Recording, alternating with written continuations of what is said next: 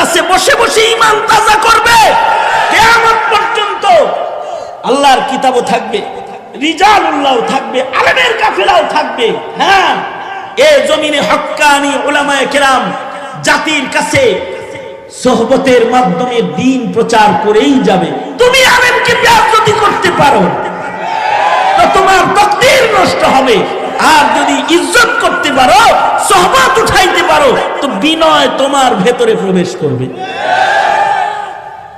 তোমার বিনয়, তোমার তাওয়াজু, তোমার ইনকিসারি হালাত, এটা আল্লাহর কাছে পছন্দের এক নিয়ামত, যার দ্বারা তুমি আল্লাহর গোলাম হিসাবে বিবেচিত হবে।